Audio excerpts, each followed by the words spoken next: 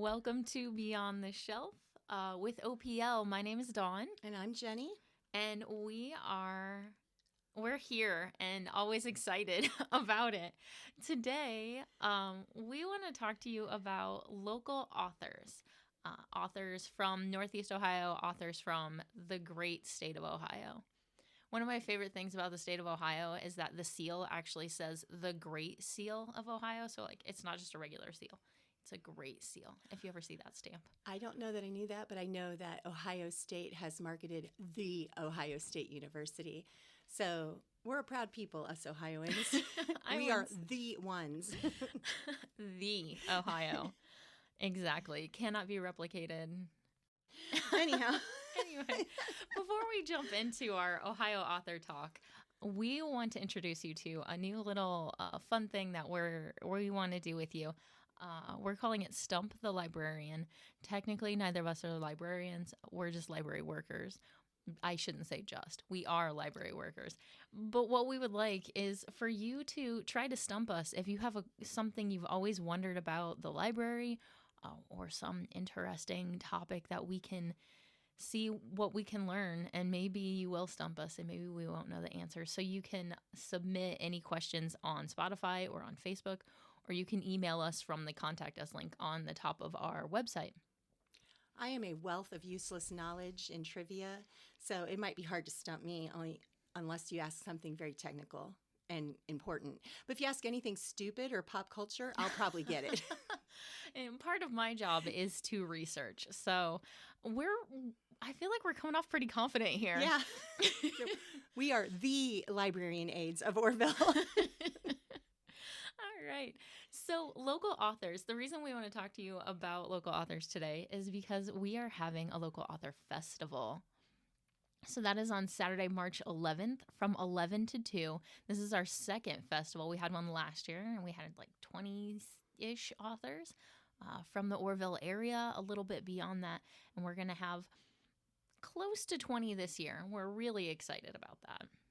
Yes, it was a lot of fun last year. And then this year, we are going to interview all the authors like we did with the Artist Fest. Mm-hmm. And so you'll be able to learn a little bit more about them through our podcast. But we're really hoping everybody will come out and meet them and just support them, because it just means so much to people when they feel the support of their community. Absolutely. Especially authors who spend all of that time pouring themselves into a book, fiction or nonfiction, doing research and all of that. So to have people come out and want to talk to them about something that they've spent so much time creating, it's a great experience. It's so fun. Well, one of the things that we did in order to prepare for this is I had sent out an email, and I asked our staff here at the library to just give us some of their favorite Ohio authors. And they really jumped at that chance, and we probably got close to a dozen Ohio author recommendations. So this was about 3 weeks ago, so I quickly started collecting books and reading them, and I think so far I've had about 14 read, in February with Ohio authors. And one thing, if you don't know this about Jenny, is she's an avid reader, consumes books as fast as a toddler consumes chicken nuggets. I do like books. I like to read. One of the drawbacks of being a voracious reader is that sometimes I forget what I read because it may have been 2 years since I read a book. Mm-hmm. And somebody will be like, "Did you read this book?" And I'm like, "Yes, I have. Hold on." And so I'll have to jump on Goodreads, read a little synopsis, and then be like, "Yeah, I remember that book," because I don't always remember what I read from year to year because I read a lot. So Ohio has a lot of authors. The Ohio Center for the Book at the Cleveland Public Library, which is the Ohio branch of the Library of Congress's Center for the Book, has a list of 349 authors. And these are authors or people who have resided in Ohio for at least 5 years and or were born in Ohio. So my question is, if they resided in Ohio in those 5 years, did they have to write the book in those 5 years, or could they have just lived in Ohio for 5 years, moved to Hawaii and written a book and still be considered an Ohio author? I think if you sent an email to them. Have I stumped the librarian already? I kind of looked for some more information on the Ohio Center for the Book's website to see what kind of other criteria they had besides being an Ohio resident or born in Ohio. And they didn't have much, so I don't know if these are people that need to be like traditionally published or if they just like lived here and then they wrote some other time. I think some of the authors from this list would have written books when they were not in Ohio, and then come back and maybe written some other ones or moved here or whatever. So I don't know all the details of the Ohio Center for the Books criteria on that, except for that they said authors born in Ohio or resided in Ohio for at least 5 years. Well, I think as you were doing your research, you found some pretty fascinating authors that I didn't even know were from Ohio. Mm-hmm. And I thought the one that I found most impressive was O. Henry, and he did The Gift of the Magi. And I think we did that like as a short play when I was in high school. I thought that was super cool that he was from Ohio. I'm kind of lame, and I assumed since it was such an old thing that he was probably from England. O. Henry, I didn't know. Or I don't know, think Ireland. He's actually from North Carolina. I was kind of looking at his wiki page just a little bit today, and I found the reason he's considered an Ohio author is because he lived in Columbus for at least 5 years. But he spent a lot of his life in other places. He was in Texas and North Carolina and some other places, but he lived in Ohio long enough that he counts as an Ohio author. That's right. We'll claim him. So some other classic authors or writers you might have heard of are Langston Hughes. He graduated high school in Cleveland. Toni Morrison, who wrote Beloved. Zane Grey, the classic Westerns author. Interestingly, Zane Grey from Zanesville. I don't know if that's connected, but yeah. I think it is. It seems like it should be. Harriet Beecher Stowe lived down in the Cincinnati area for a while, and my favorite thing that I found about her is that she was in a writing group called the Semicolon Club, which I just think is the coolest name. And then more locally, Lewis Bromfield, who is from the Mansfield area, and he founded Malabar Farm. Now, I haven't read him, but I have visited Malabar Farm, and it is a lot of fun. The restaurant there is awesome. It's like, garden to table type of food, and it was really, really good. And also the Malabar Farm, part of Shawshank Redemption was filmed there. Mm-hmm. So it's part of that Shawshank Redemption trail. If you are ever in the Mansfield area, it's really just a neat experience, I thought. And the whole park there is just beautiful from what I've heard. I've not been. Well, I have pictures I can show you sometime. Okay, it was really right. pretty. Or, it's half an hour away. I could just drive over sometime, maybe when the weather's nicer. So, this list goes on, but let's talk about some of the authors that you read that were suggested to us from our other staff. So one of the first ones I read was Sharon Creech, and she was recommended by Ellen, and Ellen's one of our pages here. And the book that I read was called The Boy on the Porch. It's a really sweet story about a couple that finds a boy on a porch. It's a little on the nose, I know, but it was beautifully written, and it gave all the feels. And they, this couple, I don't want to give anything away, but they become foster parents, and it just really enriches their life. The boy they found, he was a non-speaker.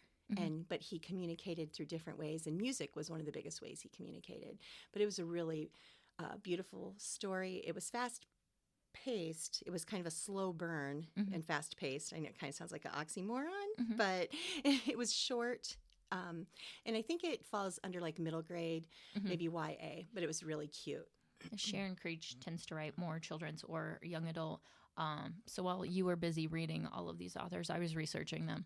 So she's from South Euclid, Cleveland area, but I think the coolest thing about Sharon Creech is that she is the first American to win the Newbery Medal, which is for children's literature in America, and the Carnegie Medal for children's literature in England.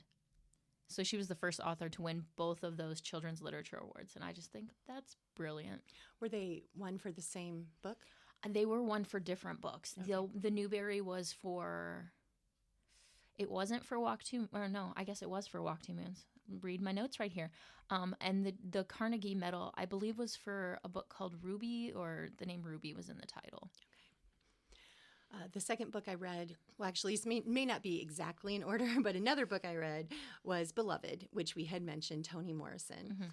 Daphne recommended that one. And, of course, everybody knows she's the director of the library. So since she recommended it, I had to read it because, no, just kidding.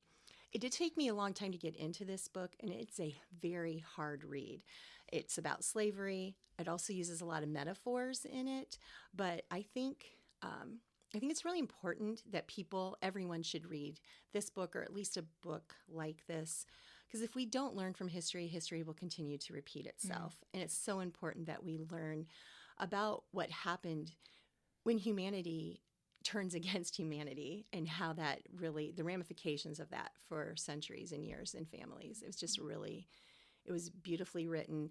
It was difficult, but highly recommended to read it. Beloved, actually, Toni Morrison won the Pulitzer in 1987 for that book, which, if that doesn't tell you anything about it and about how important those experiences are. Another one that I read was recommended by Daphne and also Elizabeth, who works in our children's department. And this is a picture book by Will Hillenbrand. And the one that I chose to read was Spring is Here. He was the author and the illustrator of the book. It's a super cute book about hibernation. And basically, it's Mr. Mole is trying to wake up Bear and to get him out of hibernation. And he tries all these different methods. And finally, he decides to make him breakfast, and that wakes Bear up. So I just think that's just good advice, solid advice. If you want to wake somebody, get them out of bed, you should make them breakfast. I like it. Yeah. I like it. I actually had the opportunity to meet Will Hillenbrand at a children's library center at Kent State, the Reinberger. And they have this great library that's full of picture books and everything. And Will Hillenbrand was one of the speakers there. When I was working in the children's department, we went and got to speak with him. And he's just a fascinating person. And you can really tell he has a lot of passion for children's literature. If you ever get a chance to go to the Buckeye Book Fair that happens in Worcester in the fall, he's usually there, and he's just wonderful to talk to and hear speak. Neat. Maybe one year we'll get him here at our local event. We keep trying. I hope so. Another one that I read, oddly enough, was also recommended by Daphne, but this is a YA book. Mm-hmm. The author is Margaret Peterson Haddix, and the book that I read was called Among the Hidden. It is the Shadow Children's series. It's a dystopian series that follows the main character, whose name was Luke, and he's a third-born child in a family in a time when they are only allowed to have 2 children in a family. So he basically has to live his life up in his attic bedroom, and he fashions this tool so he can look out the window. And one day he's looking out the window and he sees somebody else standing at a window at another house. And that person shouldn't be there because that family had all left for the day. So he finds another shadow child. Mm-hmm. So it kind of follows him. It's a whole series, and I do intend to continue reading the series because I really enjoyed it a lot. Margaret Peterson Haddix is from the Columbus area. I didn't even try to list because she had multiple New York Times best-selling books. Among the Hidden is one, and then she's got a few other series, but that is definitely one series you can find in our YA section. And didn't you tell me she's going to be at your friend's elementary school? Mm-hmm. My friend's daughter's elementary school here, just shortly after our local author festival. So I'm really excited for my friend's first grader to get to see this author. I think it's so great that authors do school visits like that, and kids get to see the people who wrote the books that they're reading. Well, I personally think that Beyond the Shelf should go beyond the library and do a field trip. Do you think that they would allow us to go down and record her in Columbus? I would like to do that. I don't know that we'd have to. Maybe we can sweet talk some people and we can go do that. Maybe we should have a phone-in vote. Anybody of our listeners ought to, don't call the library with that. Maybe just email and tell us that you think we should do that. We should go out to the authors. So one of the other ones I read was Make Way for Ducklings by Robert McCloskey. Mm-hmm. Cassie, who's a fairly new addition to our children's department, recommended that one.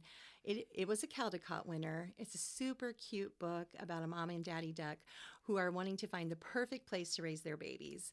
And they find a whole bunch of places that won't work. And finally, Mama has to give up. And she's like, we have to find a place. And I'm not going to give away what happens, but I will say that Boston has a duckling parade every year. So I don't know. You'll find out where they land. Also, I read it, and but I know that if you are an audiobook listener, Jake Gyllenhaal, who is a famous actor, reads that book. So I thought that was interesting. McCloskey is from Ohio, but he did like to write about the Boston area. That's one thing that I read.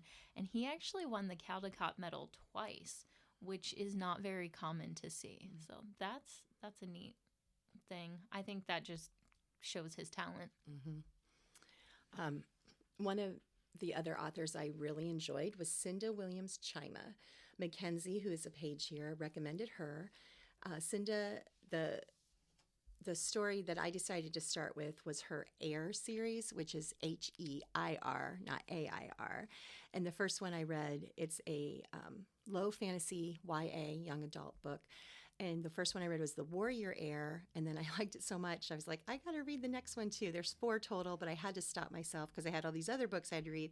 But I read The Warrior Heir and The Wizard Heir, and I will continue this series for sure. I enjoyed her writing. It moves along really quickly. I enjoyed all the characters, which is always important to me. I like to be able to connect to a character in some capacity, even if I find the character... even if it's a character that you love to hate, you still want to hear more about them. I just don't want to read books about characters that I just flat out hate, but I liked these characters a lot. That's good. I actually just read Cinda Chima's newest book. It's called Children of Ragnarok. It's the first in her Runestone saga, and this one just came out in November 2022. It took me a while to read this book because it was like 500 pages, but the reason I realized after I finished it, the reason it was so long is because there's a lot of like learning the lore of the Norse mythology that she uses in the book. It's got a map in the front, and I am a sucker for a book that's got a map in the front. I love a world map. But the character development in it, and like seeing how the stories intertwine between the two characters before they come together and then they separate and come together again. Really, really good. So. Now, this one was a high fantasy book, right? Oh, definitely. High fantasy. There's a lot of reference to like Norse gods and the Battle of Ragnarok and things with that. So there's a lot of build-up and a lot of that history and everything in there. The one thing about the Heir series I really liked is it actually mentions a lot of places in Ohio. And even though there are wizards and there are all these different low fantasy type of creatures that become a part of like the natural world, I love that it mentions Ohio. I love reading books and they're like mentioning Worcester or Columbus or Akron or Millersburg or whatever. I just find that that's always a lot of fun for me. Because then you're like, I know that place, and you can relate to the book in that way. One of the books authors that you recommended was Dandi Daley Mackall. And she is known for her I think probably like middle grade books. She writes a lot about horses. And so that's not necessarily a book I wanted to read, but then I found this other book that she wrote called The Silence of Murder. And it was a thriller, and it's a standalone book that she wrote. It was a mystery. I really enjoyed the characters. The main girl, her name is Hope, and she is fiercely loyal to her brother, Jeremy. Jeremy is a non-speaker who is accused of doing a crime, and she goes to bat to prove that her brother, it's not that kind of a weird book. Her brother is her brother, not her husband, and she goes to bat to prove his innocence. Okay.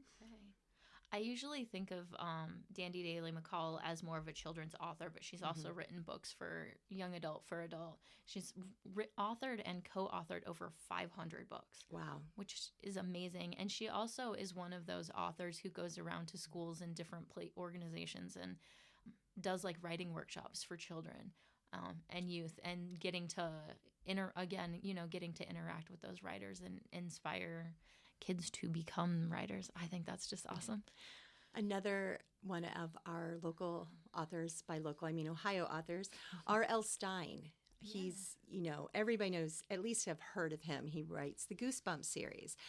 The Goosebumps series is what I call, and probably most people call, a Stephen King for kids. It's It was really good. Elizabeth in Children's recommended him. And I hadn't read him yet, so I really enjoyed it. I read his very first Goosebumps. It was called Welcome to Dead House.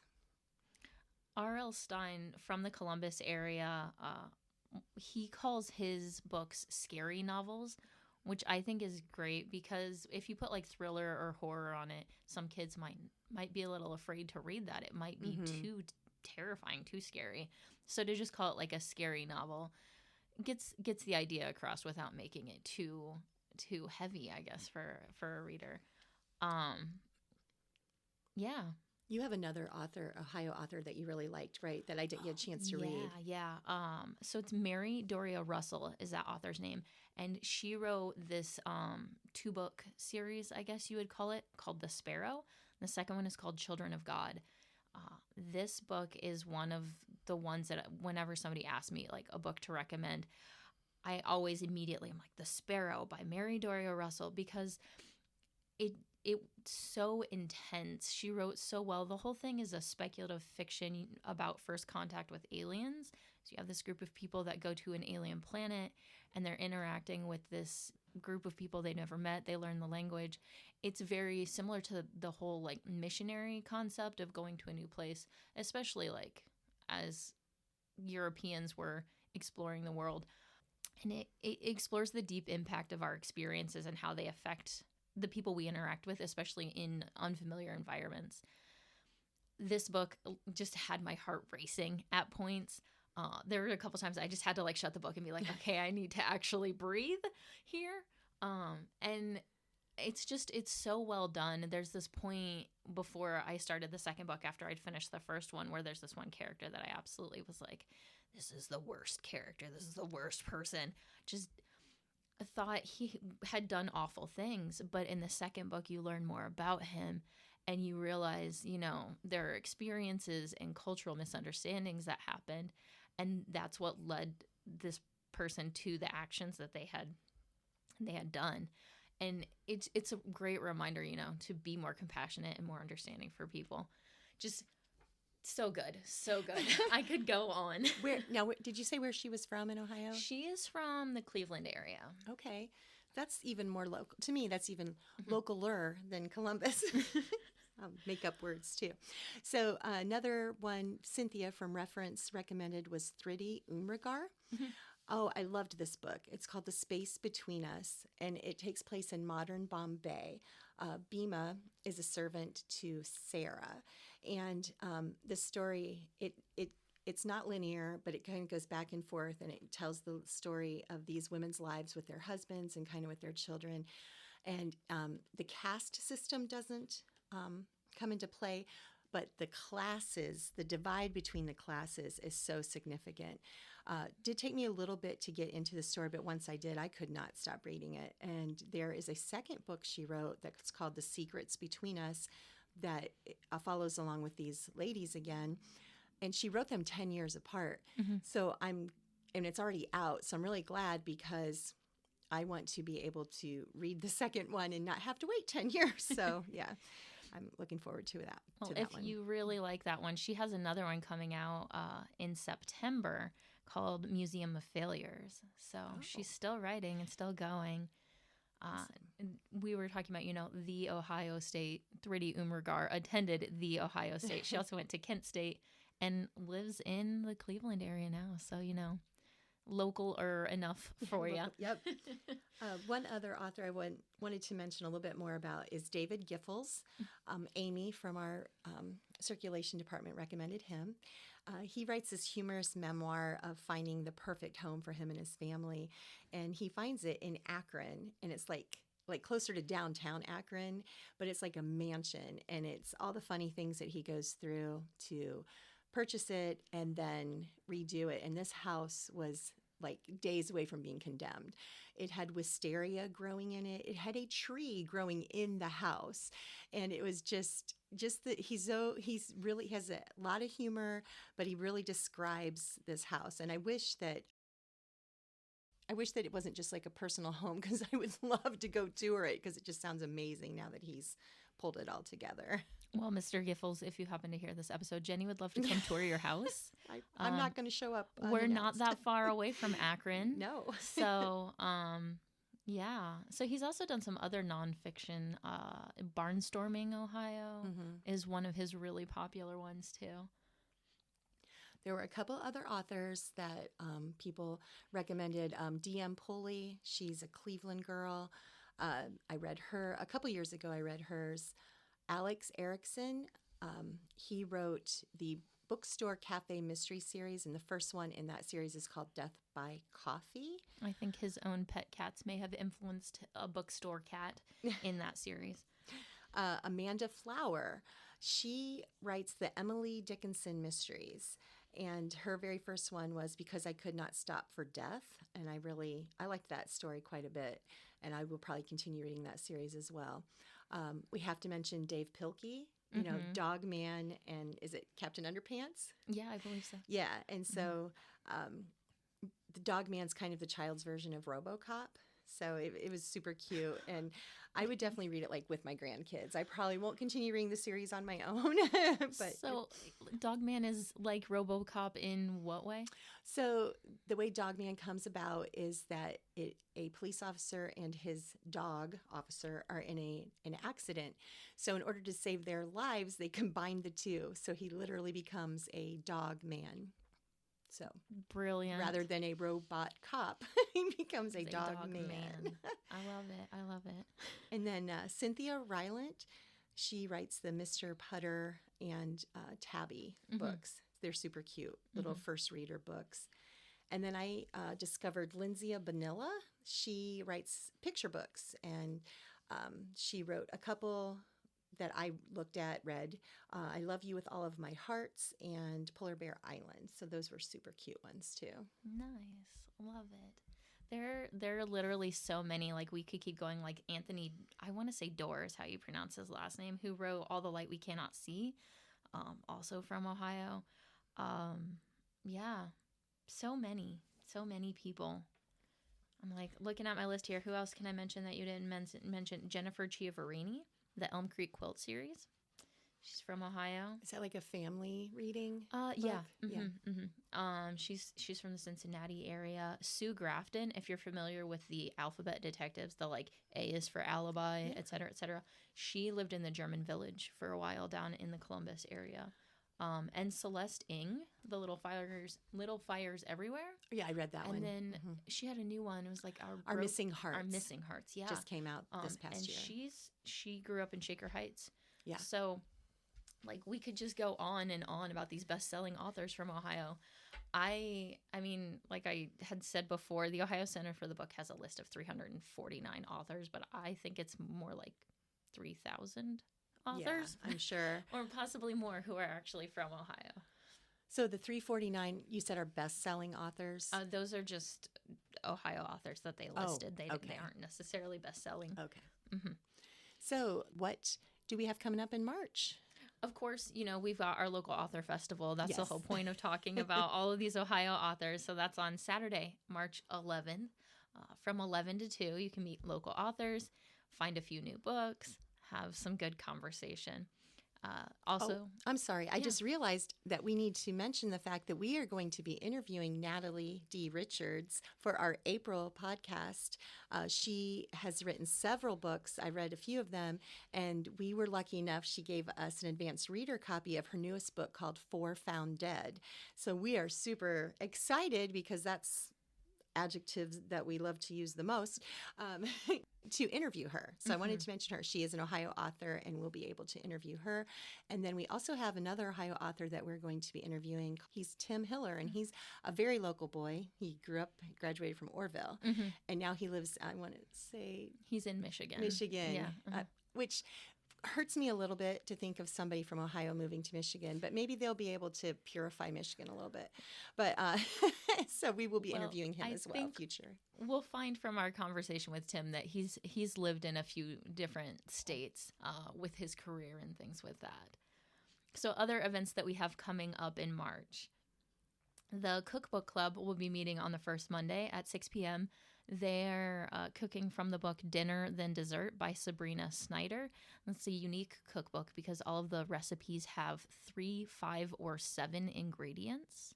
Oh, that sounds like my kind of meal or recipe. I don't like to go over 5 ingredients ever. And then book club is going to be coming back the second Thursday.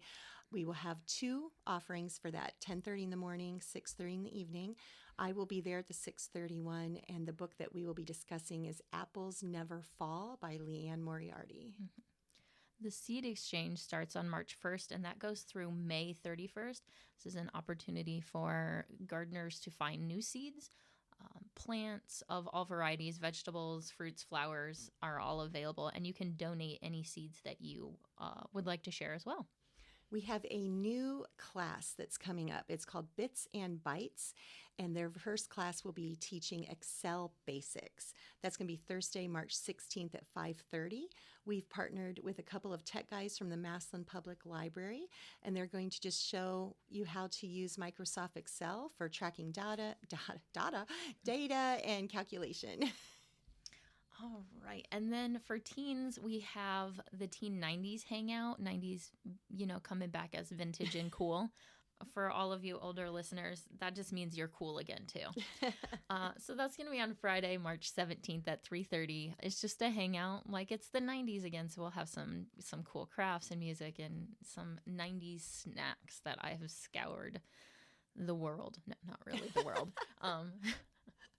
We've found some snacks that will have not expired, but have been popular in the 90s. That sounds like a lot of fun, although it's painful to hear 90s and vintage in the same sentence. It's very painful. And finally, we're going to do one last plug for our local author festival, March 11th from 11 to 2. Please come out and support our local authors, even if you're not able to purchase one of their books. Just coming out, having conversations with them, showing interest in what they have achieved just means so much. Absolutely. Well, thank you all for listening. I'm Dawn. And I'm Jenny. And we'll see you at the library soon.